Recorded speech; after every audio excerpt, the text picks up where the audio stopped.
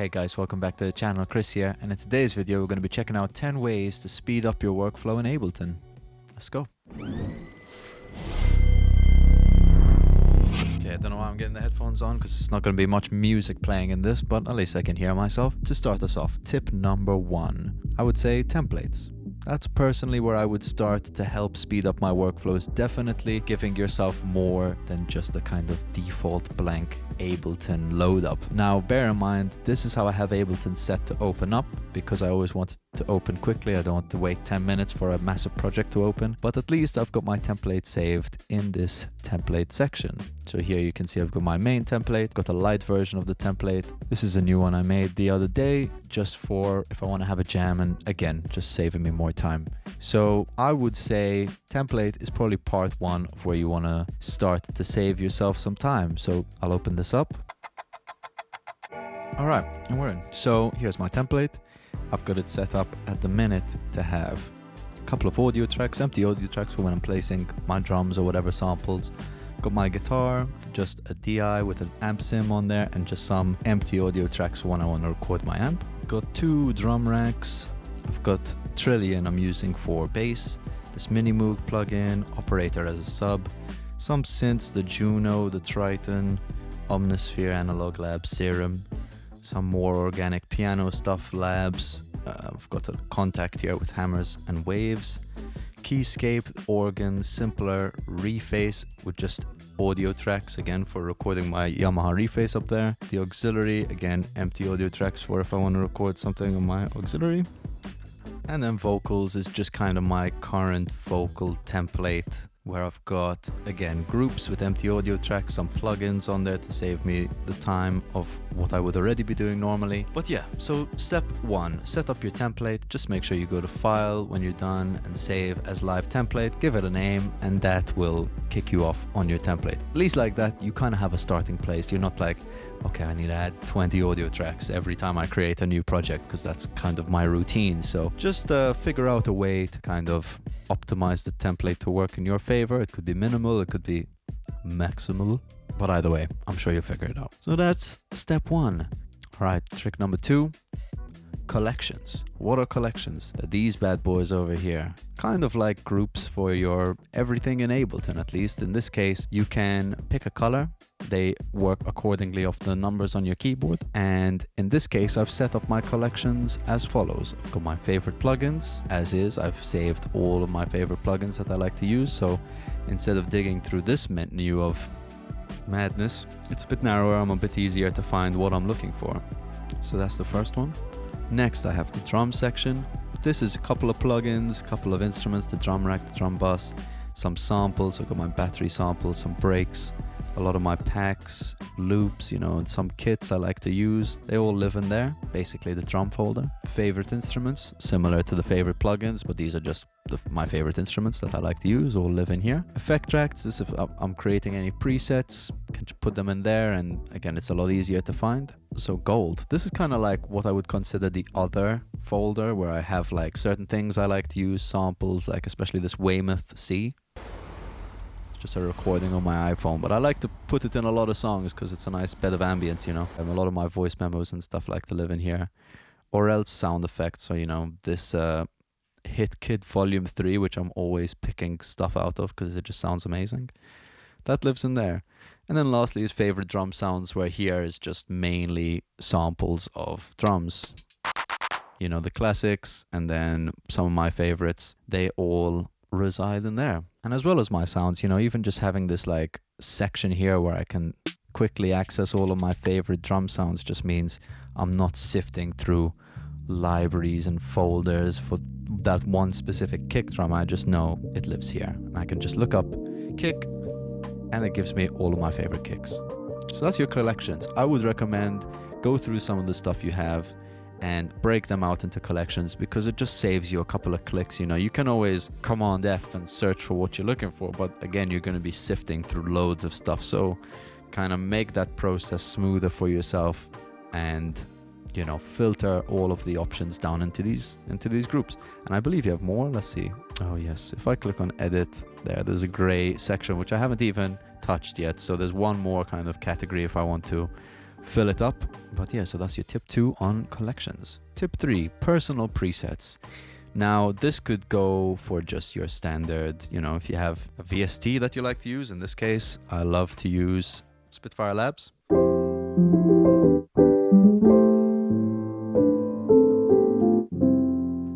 So I've got the labs in there. This is just set up that when this template opens, it's always on my favorite preset. A lot of these are kind of saved, maybe not my favorite, but just a nice preset that I could use. Like the Juno is just a classic. Just kind of a filtered pad, you know.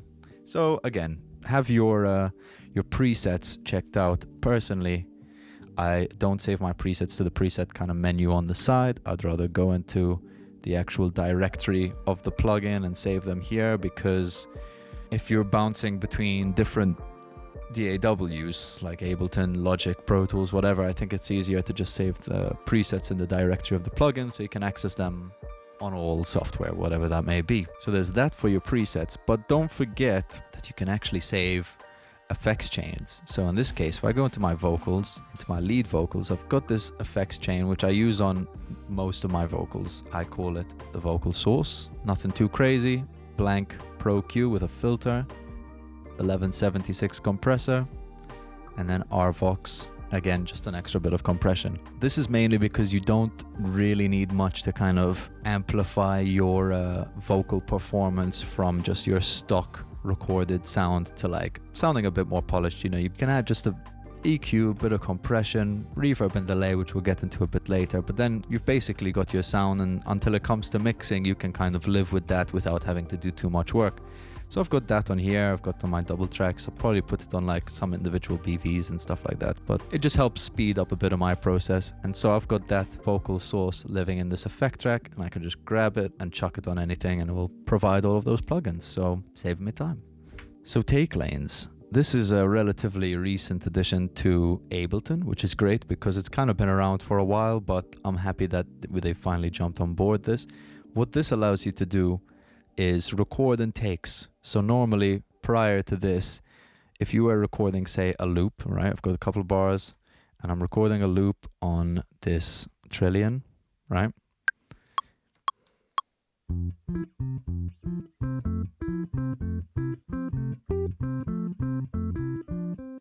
Whatever. Normally, it would record that, and to kind of see what I had played, I'll just have to pull it back, and it would kind of show up like this, which is fine. You know, if you're recording a long progression of music, you can just pull the whole thing back and see what you played.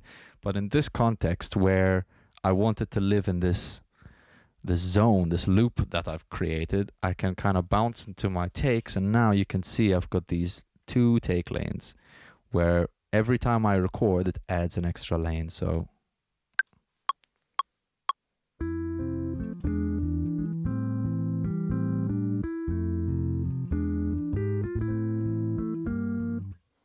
you can see it's just continuously adding take lanes, which is great because then I can go into here, I can select my favorite takes, and very quick and easy, and it kind of comps it up here.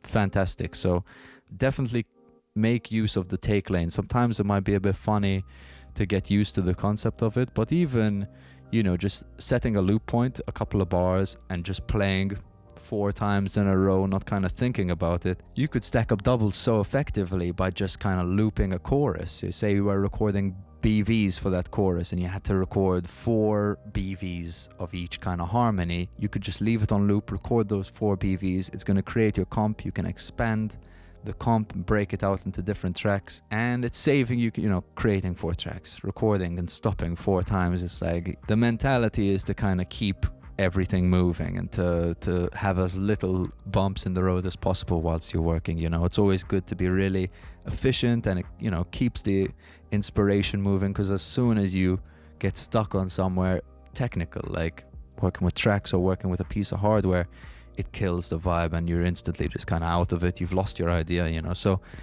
just bear that in mind. It's very good to be efficient. We're on tip number 5. We've got this beautiful thing. So get this, I'm just going to show you with this example, but imagine this was a whole song.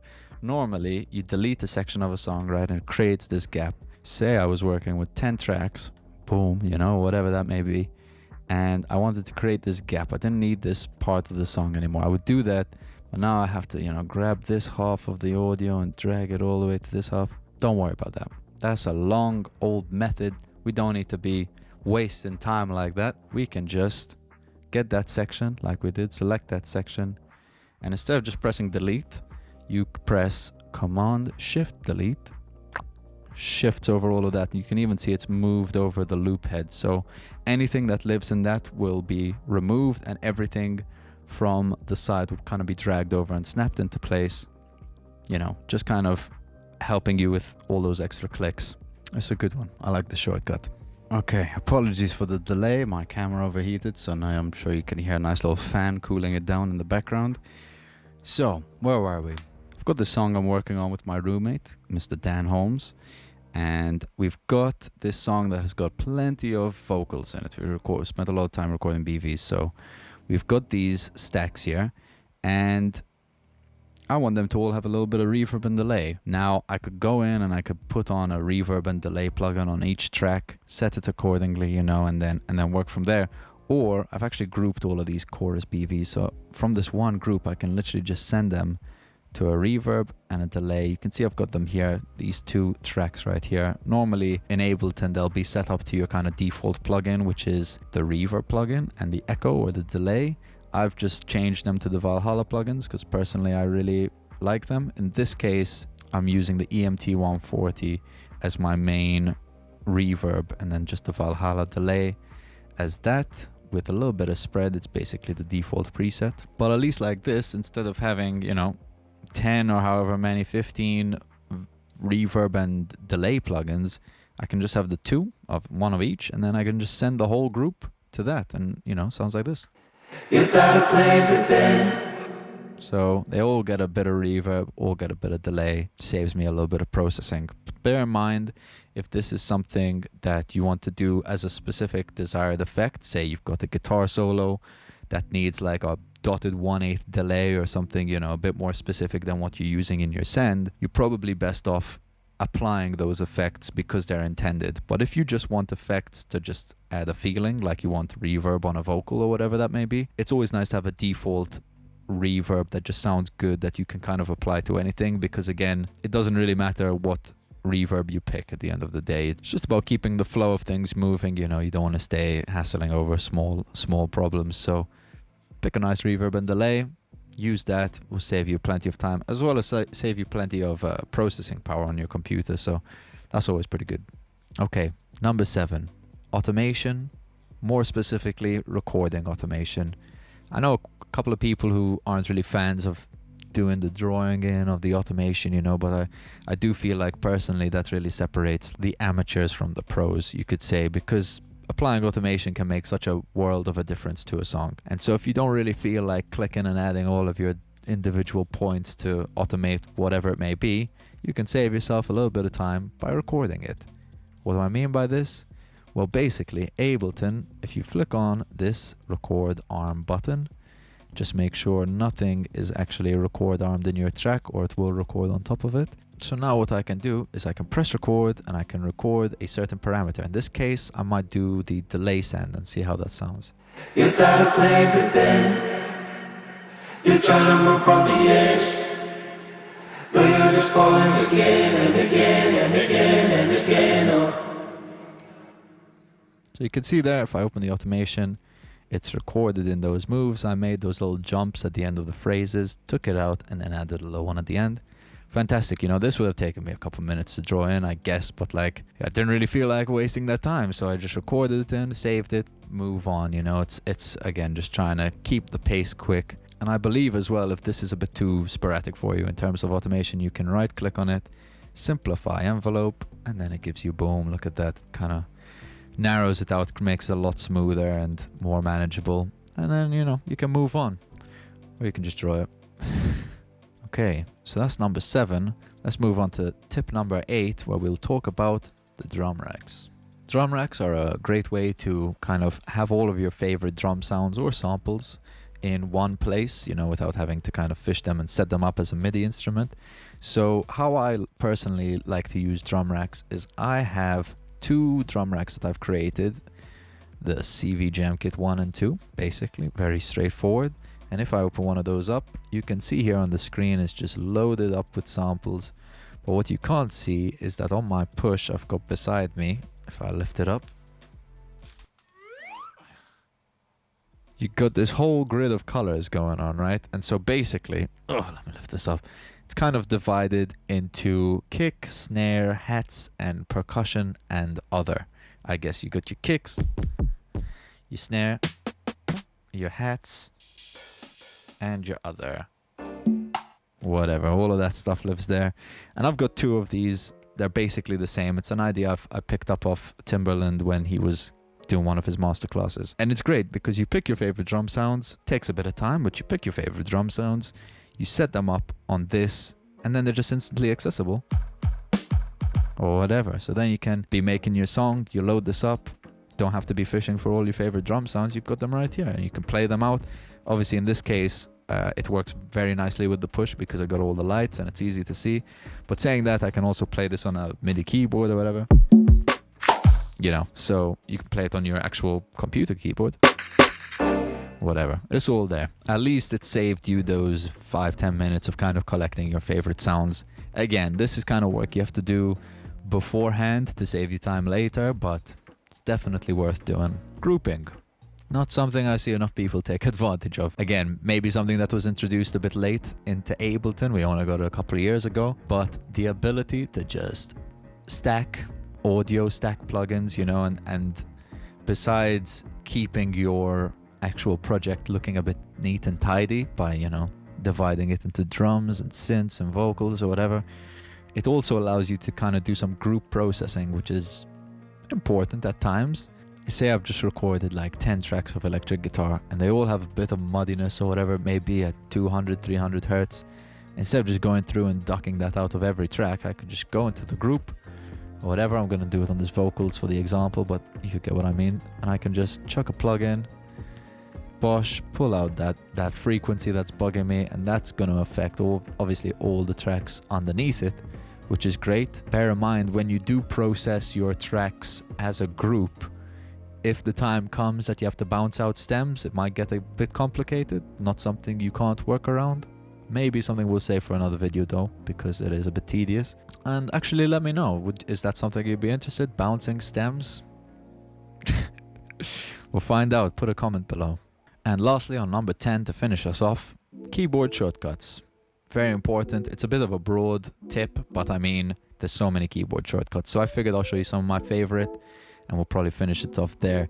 But to start us off, let's go for the classics. If I open up my main window here, your Command and Shift basically take care of everything. And then it's, you know, a symbol or a letter or whatever it may be. So the ones you want to remember, Command T to create a new audio track, Command Shift T to create a MIDI track.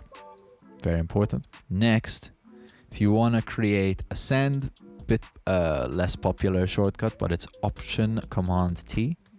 Bosh, that creates a send for you. Don't really need that most of the time, but it's there. You've got your take lanes. Say I was recording different takes. Okay, so for the sake of the example, say I've got all of these takes from whatever I've just performed. The shortcut to open and close your take lanes is Option Command and U. So you got that. You can obviously select your takes by either selecting the region, pressing enter, and that will shoot it to the top. Or you can get out the brush tool, which is B, or the draw tool, and just select which take you want to use. Very simple. Your fades. This is a classic one. I do enjoy this shortcut. So I've got this piece of audio here, this voice memo from somewhere back home, basically. And, you know, most people, if they want to do a fade, you've got these little arrows down here and you can click on them and add your fades. I personally would just select how much I want to fade. Option Command, do it with my thumb, and then F adds a nice fade. And obviously that's quick. If you had a whole stack of BVs, you could just select all of that, do Command Option F, and it will add fades to all of your vocals, which is good. This isn't as convenient as it is in maybe Logic or Pro Tools, where you can just select all the tracks and kind of add fades as you please. But it's a nice way if you're working in batches of audio or whatever, big batches of files, to add fades without having to individually click on every corner. Command Shift R. Think of this as like Command Shift render maybe, and that's just to bounce out the audio. Again, maybe not your most common shortcut, but Command Shift R will export your whole song, or basically however much you've got selected in the loop. If you make a selection and you want to loop that selection, you can either do that, press Command L and it will loop it, or I can just click on the top of a region, Command L, and it will shift the loop to the length of that region. So in this case I can do that, or this, boosh. Very quick, very good, very quick, very nice. So also if you manually want to create an extra take lane, you can just click on the track and Shift Option T, similar to creating an audio or a MIDI track, but instead of Command is Option and Shift. Alright, looking at it, that seems to be about it for my 10 tips on how to speed up your workflow in Ableton. Hopefully this video helped you in some way or another. Please feel free to let me know in the comment section below. And if you enjoyed this video, please like and leave us a subscribe. That will really help out the channel.